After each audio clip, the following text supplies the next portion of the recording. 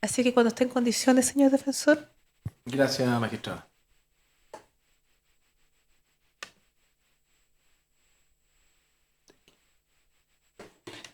Bueno, bueno, señorías, me haré cargo como corresponde de los argumentos desarrollados por el Ministerio Público y el Servicio de Impuestos Internos en sus réplicas, eh, uno a uno, de acuerdo al orden en que fueron expuestos. Primero, el Ministerio Público en su réplica reitera esta idea de que para el delito de facilitación, contemplado en el artículo 97, número 4, inciso final, solo se requiere acreditar o solo se requiere la prueba del conocimiento de facilitar. Y reiteran majaderamente esta afirmación de que la frase con el objeto de que está contenido en el antiguo, ahora antiguo, inciso final del artículo 97, número 4, sería solo una motivación del delito y que es algo ajeno al tipo penal o al injusto penal, que fue la frase que utilizó.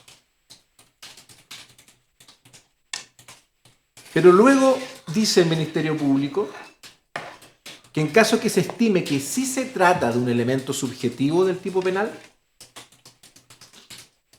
que éste solo requeriría dolo en su faz cognitiva, no volitiva.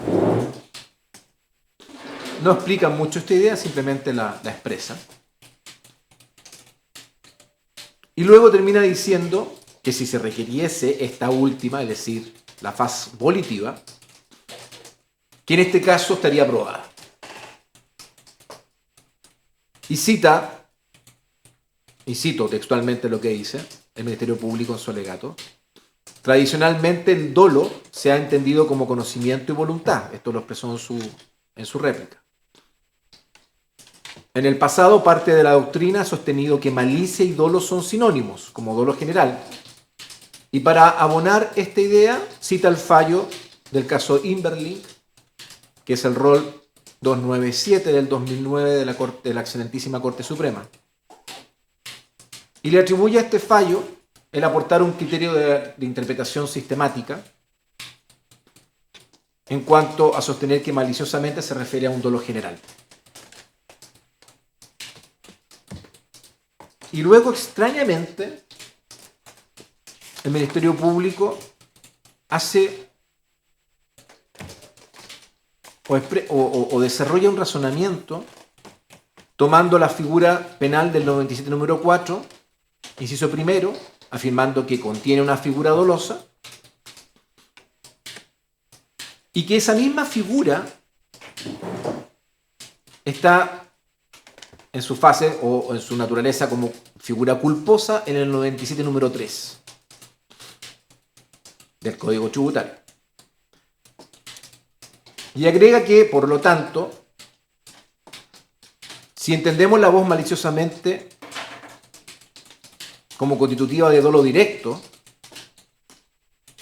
se produciría una laguna de impunidad, porque se sancionarían las conductas cometidas con dolo directo, en el artículo 97 número 4, inciso primero,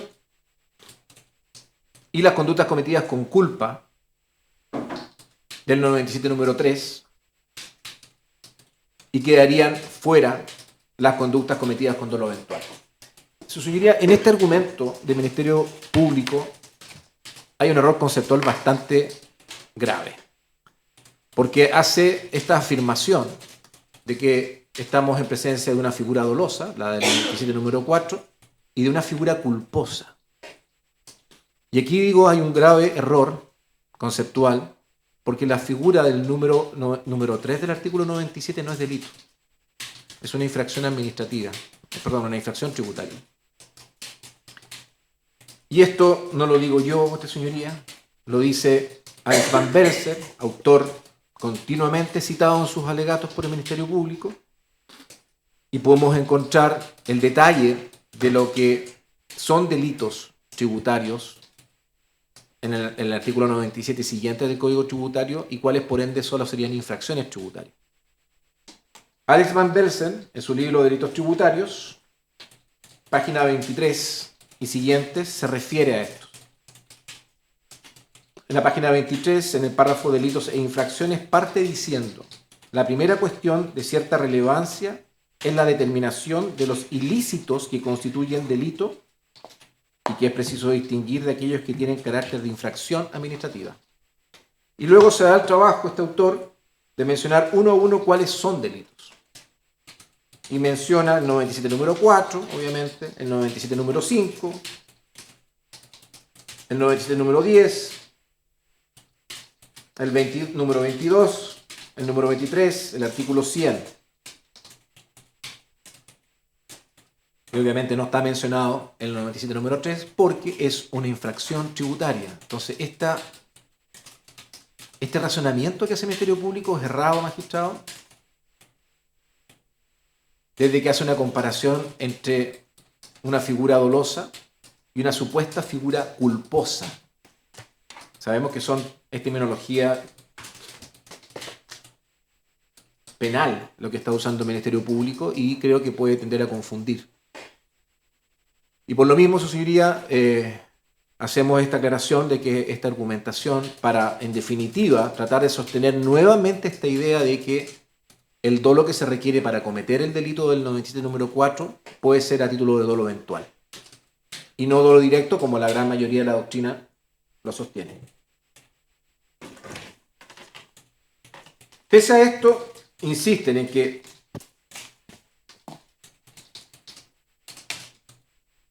si este elemento subjetivo, que la doctrina llama de tendencia interna, intención interna trascendente, y que lo trata incluso Héctor Hernández en el artículo que fue citado curiosamente por el Ministerio Público, luego de hacer estas afirmaciones, el Ministerio Público dice en su réplica: pero supongamos que lo consideramos un elemento adicional y que el dolo deba comprenderlo. Vuelve en esta idea que correspondería analizar si se requiere conocimiento y voluntad en relación con este elemento subjetivo o si solamente conocimiento. Vuelve a afirmar que solo se requeriría el elemento cognitivo del dolo para configurar este elemento subjetivo.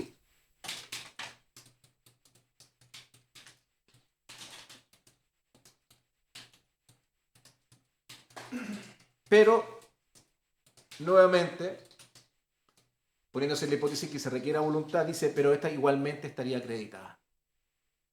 Esta voluntad de que se faciliten para cometer los delitos tributarios. E indica el Ministerio Público que esta voluntad estaría acreditada por el hecho de facilitar documentos conscientes de que son falsos. Por el hecho de que se recurra a terceros para la emisión de documentos, por el hecho de gestionar el envío de los documentos a la empresa y luego gestionar los pagos. Y también quieren hacer descansar la idea de que está acreditada esta voluntad en la reiteración con la que se habría cometido esta conducta. Y según el Ministerio Público, esto no haría más que confirmar que existía voluntad de facilitar con el objeto de cometer los delitos tributarios. Curiosamente, su señoría, el ente persecutor cita el artículo de Héctor Hernández, que también fue aportado por la defensa de los señores Marco Enríquez Ominami y Cristian Warner, que es este artículo que Héctor Hernández escribe a propósito de la publicación de la ley 21.713. Y curiosamente, digo curiosamente, su señoría, citan este artículo de Héctor Hernández como apoyo de su postura, digamos, como apoyo de lo que vienen sosteniendo en su alegato.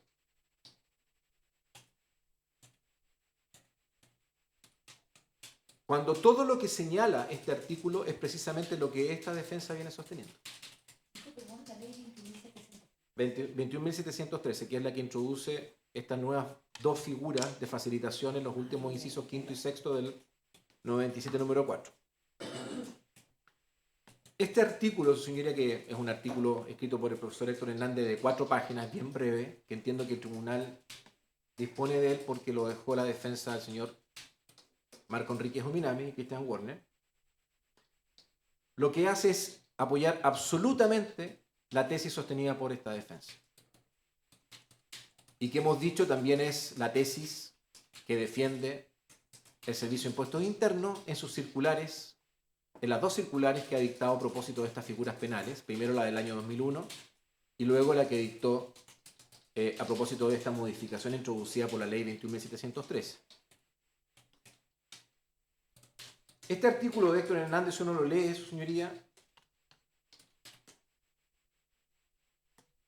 De hecho, voy a leer algunos pasajes que realmente no me permiten comprender por qué el Ministerio Público lo cita en apoyo de su postura.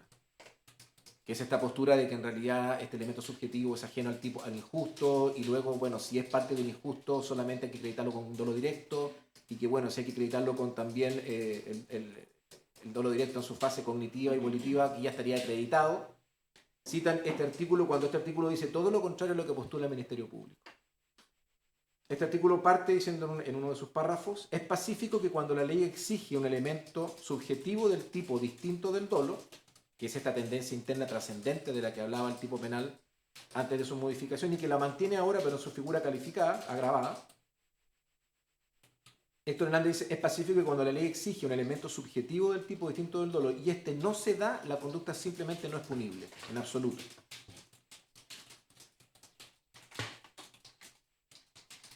En otro párrafo de este artículo señala textualmente: la consecuencia del cambio legal es manifiesta.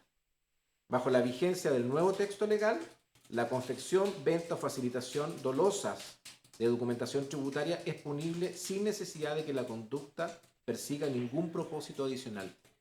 Que esto es lo que parece sostener en todo momento el Ministerio Público cuando pretende delimitar el alcance del antiguo tipo penal del 97 número 4 inciso final, que solo se requiere acreditar el conocimiento acerca de la falsedad de los documentos que se facilitan y con eso estaría aprobado todo el injusto penal. E incluso esta tendencia interna trascendente de la que habla Héctor Hernández, con el objeto de...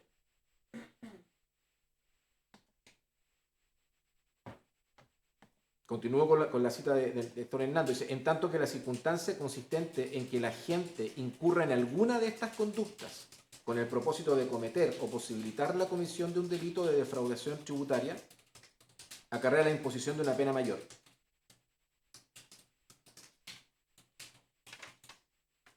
Lo interesante también de este artículo, su señoría, es que cita la historia de esta ley, la 21.713, el mensaje que dio el presidente con respecto a esta modificación que se pretendía introducir a la figura penal de facilitación. Y el mensaje del presidente de la República, que fue el 29 de enero del 2024, se lee en el proyecto textualmente: se incrementan las sanciones a quienes faciliten documentos tributarios falsos, sea o no para la comisión de delitos tributarios. Ideas que son reiteradas posteriormente por el ministro de Hacienda, Mario Marcel, en su intervención durante la discusión en sala de la Cámara de Diputados del 10 de abril del 2024. Abona también esta idea, sigo citando el artículo de Héctor Hernández, lo señalado por el abogado penalista y profesor de Derecho Penal Rodrigo Aldoney en su intervención ante la Comisión de Hacienda, en donde destaca que, comillas, como se puede apreciar, el cambio principal consiste en dividir la figura en 2 ilícitos. Se introduce un delito base que no persigue un propósito delictivo ulterior y la figura actual que exige ese propósito.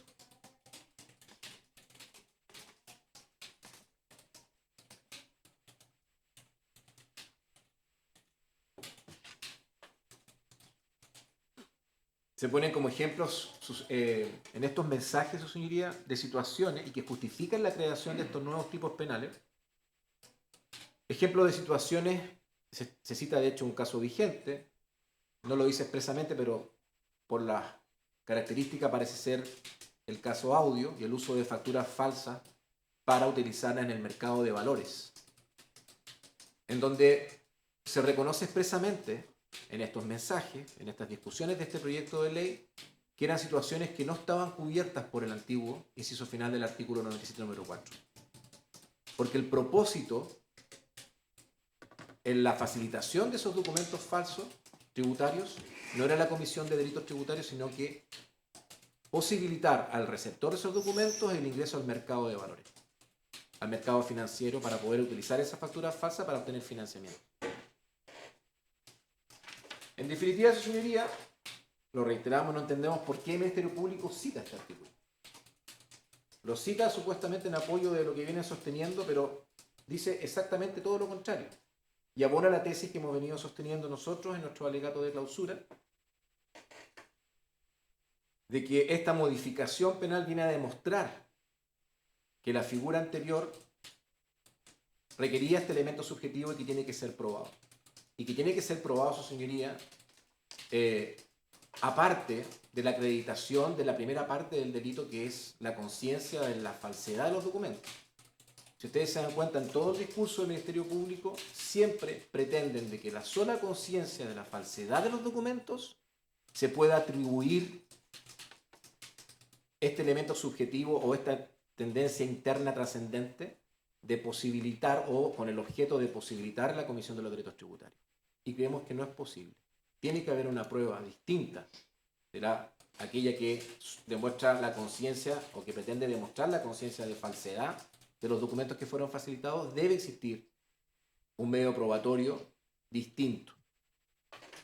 Y como saben que tienen esa carga que no han podido cumplir, el Ministerio Público vuelve a citar en su alegación algunos testimonios de algunos testigos, y lo mismo realiza el Servicio de Impuestos Internos, adelantándome un poco los documentos vertidos por el Ministerio Público en su alegato, en su réplica, de ciertos testigos que citan, que dan cuenta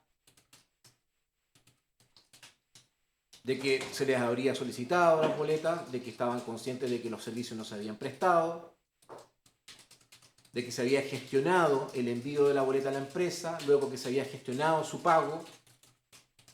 Y por último, pretenden los acusadores que a partir de ciertos testimonios que daban cuenta de que Marisol Cavieres y Carmen Luz Valdivieso les habría expresado que podían quedarse con la devolución del impuesto, como un premio, como un bono laboral, como dijo en su momento el abogado del Servicio de Impuestos Internos, citando a algún testigo aislado, que eso sería demostrativo de que esta tendencia interna trascendente se encontraría acreditada respecto de Marisol Cavieres y Carmen Luz Valdivieso. En primer lugar, su señoría, estas afirmaciones de que esta devoluciones de impuestos se hacía con dinero del fisco, no de la empresa, quiero mencionar una cuestión que dijimos en nuestro alegato de apertura o en algún momento durante algún debate relacionado con las declaraciones de testigos, y es que si es el propio Servicio de Impuestos Internos y el Ministerio Público que califican estos documentos tributarios de falsos porque no se habrían prestado los servicios, cabe entonces preguntarse a qué título el Servicio de Impuestos Internos, el fisco en definitiva, retiene los dineros ingresados por Soquimich por cada una de estas boletas, que es algo que se acreditó en el juicio, que fueron dineros que se ingresaron a arcas fiscales mediante el correspondiente pago, retención y pago provisional mensual que genera la emisión de cada boleta. La pregunta es, ¿a qué título retiene el fisco este dinero? Si está diciendo, mire, esos servicios no se prestaron.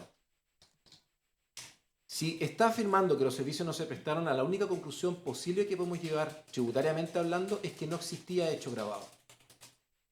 Y si no existía hecho grabado, ¿a qué título el dinero ingresado a arcas fiscales por Soquimich es legítimamente retenido por el fisco? ¿Por qué digo esto? Porque en definitiva el dinero obtenido por estos emisores de boletos a título de devolución de impuestos es precisamente este dinero ingresado a arcas fiscales por Soquimich. Y no es otro dinero, su señoría, a pesar de la fungibilidad que sabemos que tiene el dinero. No es otro dinero, porque también todos sabemos que si el agente retenedor no paga y no ingresa a arcas fiscales el porcentaje de la boleta que debe ser retenido, el emisor de ese documento tributario no recibe la devolución al año siguiente. Están tan íntimamente vinculados el ingreso a caja fiscal que hace el agente retenedor con la devolución de impuestos, que si no se hace ese ingreso no se recibe la devolución. En definitiva, el dinero que recibió cada uno de los emisores, su señoría, es el dinero ingresado a arcas fiscales por Soquimich, cuando pagó el 10% de cada una de las boletas. Y reitero, ¿a qué título lo retiene el fisco ese pago? Es evidentemente un enriquecimiento sin causa del fisco. Si somos de la postura de que esos documentos no daban cuenta de operaciones reales y en consecuencia no existían hechos grabados. En consecuencia no hay un perjuicio fiscal cuando cada uno de los emisores de boleta obtuvo una devolución, que no fueron todos.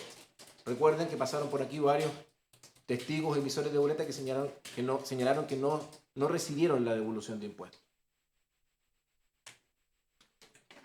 Por diversas razones, porque se excedieron en los tramos, en fin, y no recibieron la devolución de impuestos. Pero quienes la recibieron en definitiva, su señoría, reitero, es un dinero que fue ingresado a arcas fiscales previamente por el agente retenedor, pagador de estas boletas de honorarios, que fue Soquimich.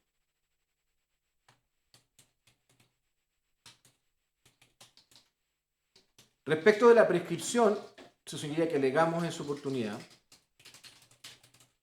el Ministerio Público señala que hubo sendas querellas, ampliaciones de querellas. No precisó cuáles, simplemente señaló que hubo sendas ampliaciones de querellas. Y también dice, estuvo la denuncia del 2 de abril del 2015, en donde se indican en esta denuncia todas las boletas de honorarios, o la gran mayoría de las boletas de honorarios que se le atribuyeron a Carmen Luz Valdivieso y Marisol Cavieres haber sido facilitadas a Soquimich. Su señoría, esta denuncia del 2 de abril del 2015 no fue dirigida en contra de mi representada. Y pese a lo indicado por el Ministerio Público de que esta denuncia contenía la frase contra quienes resulten responsables, si hay algo que se decantó durante este proceso, fue que se requería, y fue en definitiva lo que primó por los fallos dictados por la Corte de Apelaciones de Santiago en relación con este caso, de que tenía que ser nominativa la querella, para que se entendiera cumplido respecto de una persona determinada la exigencia del artículo 162 del Código Tributario y se pueda iniciar una investigación en contra de esa persona. El Ministerio Público dice que en virtud de esta denuncia podía investigar la participación de todos los involucrados en los hechos. No estamos de acuerdo con esa afirmación. Se requiere una querella nominativa o denuncia nominativa. En este caso la denuncia de abril del 2015 no satisface esa exigencia legal. Y su señoría, nosotros leímos en detalle las ampliaciones de querella que tuvieron que ver con mis representadas, tanto Marisol Cavieres como Carmen Luz Valdivieso. Las leímos, las citamos, su señoría, concretamente, y por las fechas en que éstas se interpusieron y las audiencias de formalización que se llevaron a cabo a su respecto, claramente estas audiencias se llevaron a cabo, las de formalización, al margen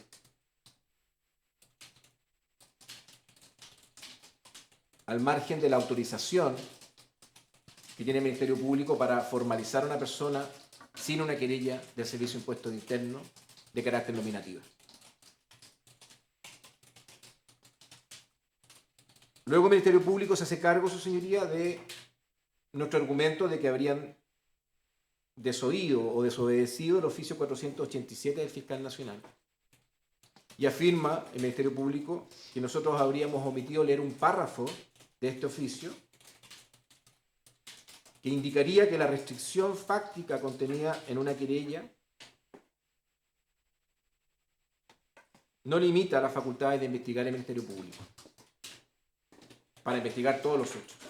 Su señoría, nosotros este argumento que dimos de que se desoyó el oficio del fiscal nacional decía relación con las formalizaciones que efectuó el Ministerio Público sin haber querella nominativa respecto de determinadas emisiones de boleta o facilitación de emisores de boleta. Nosotros lo que sostuvimos fue eso, no que pudiera o no investigar el Ministerio Público o realizar las primeras diligencias investigativas, que es lo que efectivamente este párrafo del citado oficio del fiscal nacional expresa. Efectivamente señala eso, que pueden realizar las primeras diligencias investigativas. Pero lo que dice este oficio en resumen es que mientras el Servicio de Impuestos Internos no presente una querella por tales hechos, que el deber del Ministerio Público es informar los antecedentes al Servicio de Impuestos Internos y que lo que debe hacer es esperar a que el Servicio de Impuestos Internos presente la querella y que transcurrido un tiempo prudente, un año, si ese Servicio de Impuestos Internos no presenta la querella, lo que corresponde al Ministerio Público es presentar una comunicación de no perseverar en la investigación. Eso fue lo que nosotros reprochamos al Ministerio Público, que lejos de hacer eso, lo que hizo fue formalizar a mis representadas por hechos que no habían estado contenidos en la querella nominativa que se había presentado en contra de ella.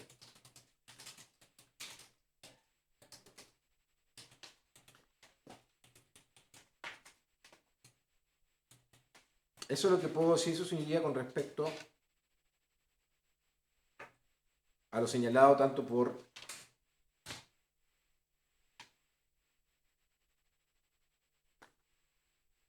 el Ministerio Público como el Servicio de Impuestos Internos. Y por último, algunas afirmaciones hechas por el Servicio de Impuestos Internos, su señoría. El Servicio de Impuestos Internos vuelve sobre esta idea del alcance del tipo penal del 97 número 4, inciso final, de que estaría probado este elemento subjetivo o esta tendencia interna trascendente, como lo llama la doctrina, con el objeto de,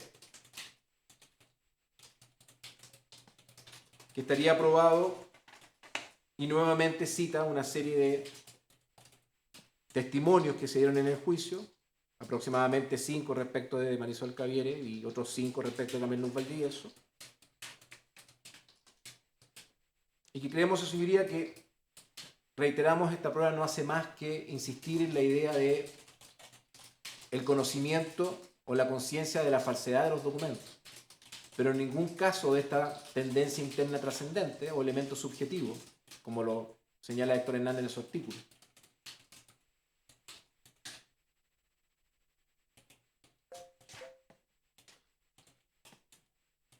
Y lo que más nos llama la atención, su señoría, y con esto voy concluyendo, es cuando se hace cargo el Servicio de Impuestos Internos de nuestra alegación acerca de la postura del Servicio de Impuestos Internos expresada en las circulares del año 2001 y la circular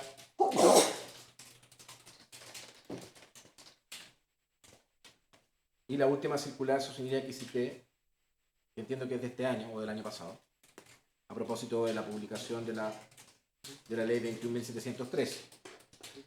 Y el Servicio de Impuestos Internos, su señoría, dice algo que también nos resulta bastante curioso. Dice, se ha entendido que las circulares son obligatorias para los funcionarios del Servicio de Impuestos Internos, pero no son una ley. El director, cuando presenta una querella, tiene que atenerse a lo que dice la ley.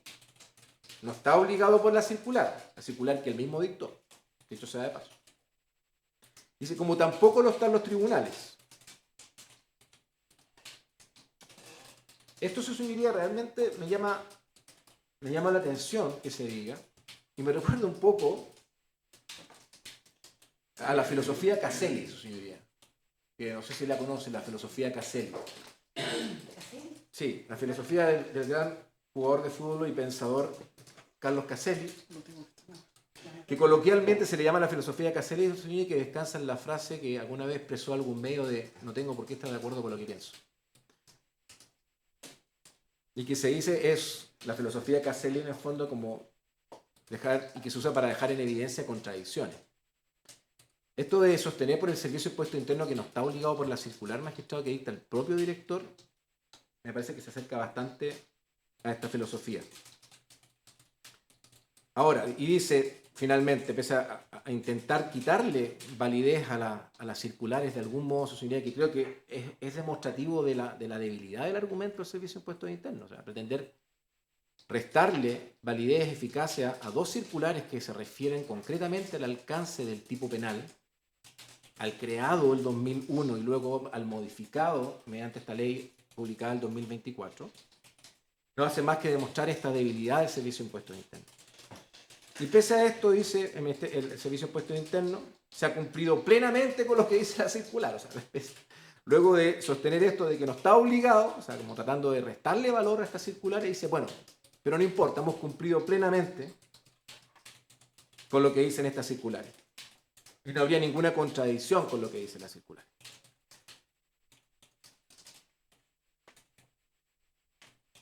Y por último, su señoría, ahora sí, por último, se hicieron cargo ambos, Ministerio Público y Servicio de Impuestos Internos, de lo dicho por esta defensa en el clausura en cuanto a que mis representadas son mujeres secretarias que ejercieron siempre esa función. Llámese jefa de gabinete, secretaria, asistente personal, jefa administrativa. Eran secretarias, su señoría, ambas. Marisol Cavieres del Partido Unión Demócrata Independiente y Carmen Luz Valdivielso del senador y después ministro de Economía, don Pablo Longueira. Y señalan que este argumento de la defensa no elimina el delito. Yo no dije eso, vuestra señoría. Yo utilicé este argumento de que ellas son secretarias y que seguían instrucciones de su jefe para contrarrestar un argumento probatorio, porque no es prueba, es un argumento que pretende hacer prueba, tanto del Ministerio Público como del Servicio de Impuestos Internos, de que, por un lado, Carmen Luz Valdivielso es egresada de Derecho y que eso permitiría de alguna manera probar un cierto grado de conocimiento acerca de las normas tributarias, que podría, en definitiva, permitir atribuirle este conocimiento acerca de que las boletas de honorarios facilitadas en su momento para obtener el financiamiento podrían ser utilizadas para rebajar impuestos.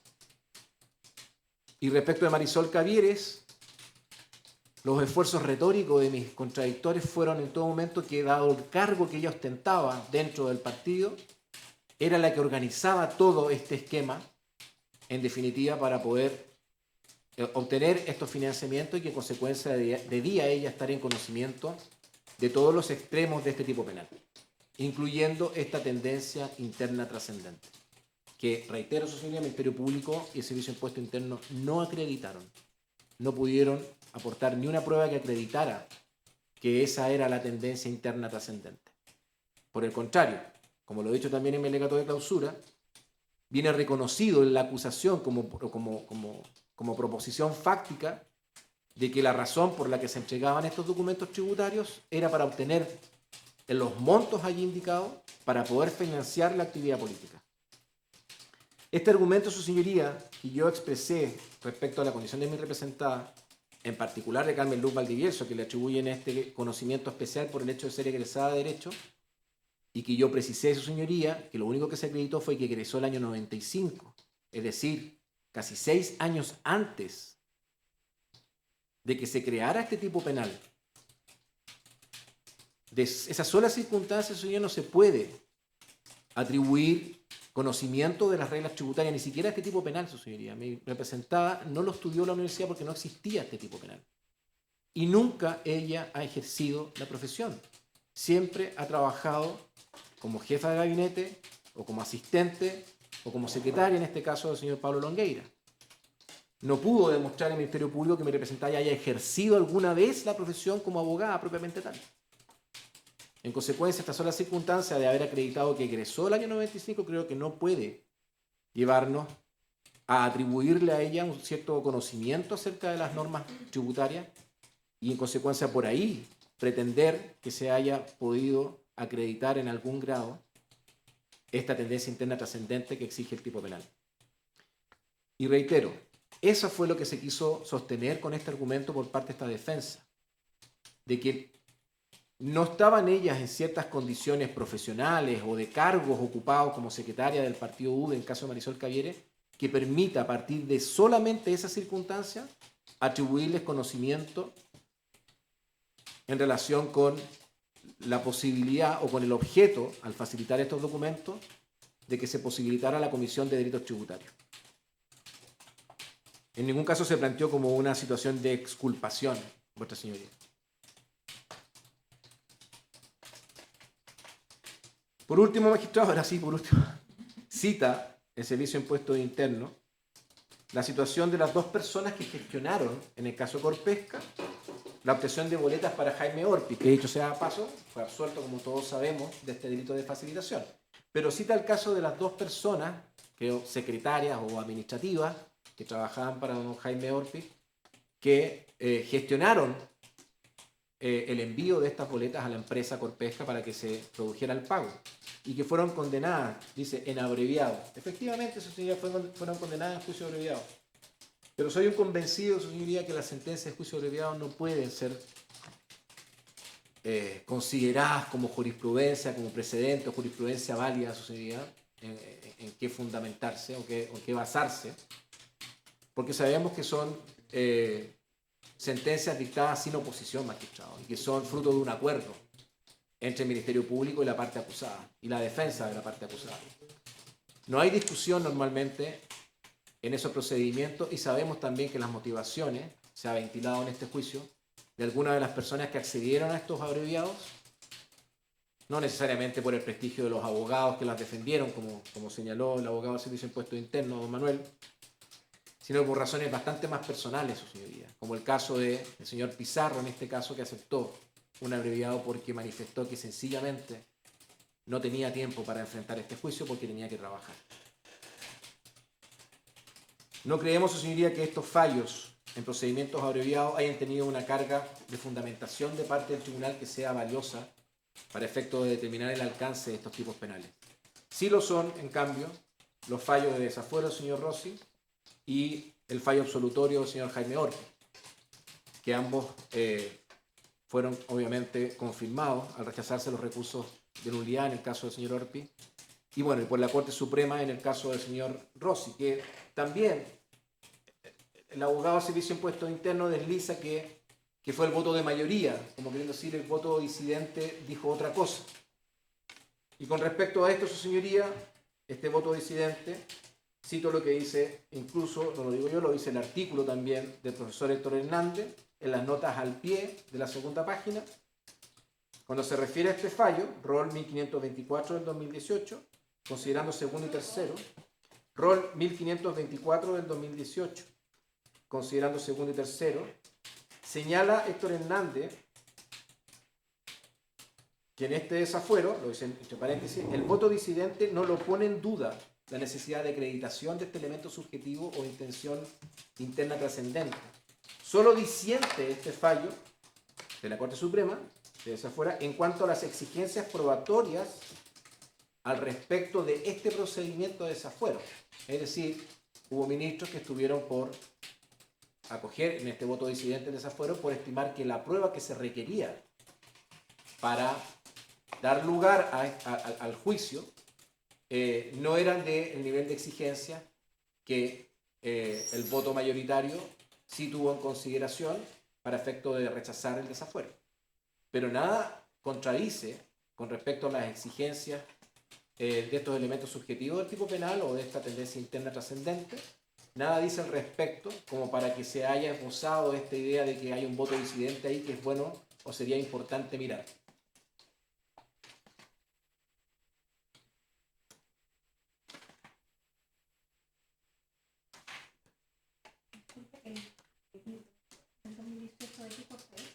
Ese es el fallo de la Corte Suprema, el de desafuero.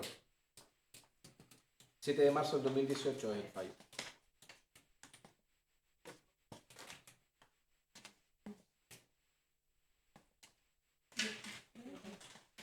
En definitiva, su señoría, y lo reiteramos con firmeza, el Ministerio Público y el Servicio de Impuestos Internos no acreditaron respecto de mis representadas que la intención, cuando se entregaron estos documentos tributarios a Soquimich para obtener el financiamiento o el monto en ellos contenido haya sido posibilitar los delitos tributarios en Soquimich. Eso simplemente no lo pudieron acreditar. Y pudieron haberlo hecho, su señoría. Hubiera bastado un correo electrónico que revelara en algún sentido de que la exigencia de estos documentos tributarios por parte de Soquimich era porque necesitaban rebajar impuestos. Algún indicio, alguna cercanía con esa idea. Pese a que se incautaron todo tipo de soportes tecnológicos, magistrado, de mi representada y también de Pablo Longueira, con el allanamiento del cual fueron objeto, no se encontró ningún elemento incriminatorio que permitiera al menos inferir, deducir de algún modo, en algún grado, de que el envío de estos documentos tributarios tenía ese propósito. Por el contrario, todo indica, y todo el juicio se ha desarrollado de esa manera, y la acusación también lo dice, que la razón por la que se enviaron estos documentos tributarios era obtener financiamiento para las campañas políticas y para el partido político, como lo hicieron grandes empresas y muchas empresas grandes en este país, y que reitero también, como lo dije en mi alegato clausura, no fueron perseguidas por el Servicio de Impuestos Internos ni el Ministerio Público, demostrando con esto también una discriminación que no se logra comprender hasta el día de hoy. Eso es todo, su señor. Bien, con aquello entiendo concluyen sus alegaciones. Sí, maestro. ¿Alguna petición antes de concluir la jornada del día de hoy? ¿No? Entonces, no existiendo petición pendiente de resolver, corresponde efectuar el receso hasta el día de mañana a las 9 horas para efectos de escuchar a don Marcelo Torres en representación de los señores Rosas y León. Dígame.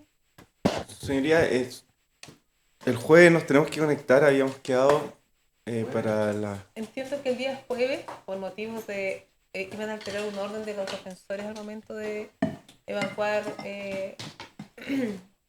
esta réplica. ¿Se pueden conectar por Zoom? Sí, eso habíamos resuelto, sí. Me parece que ¿Jueves? sí. El Sí, porque jueves. Marco Enrique que no va a replicar. Claro. Ah, pero va a expresar eso. ¿Qué le van a replicar? El jueves. No, Ya. yo quería preguntar si podía ser a las 11, pero se puede ver después, si no, lo que pasa es que... pero si no puedo conseguir a alguien. Está complicado por tema de disponibilidad de personal para la comparecencia ese día. ¿Eso es? Sí, o sea, podría conseguir a alguien que me reemplace, pero yo me podría conectar un poco más tarde, a las 9. Aldo está en la... Sí, pero ahí Pero lo está podemos el ver. abogado.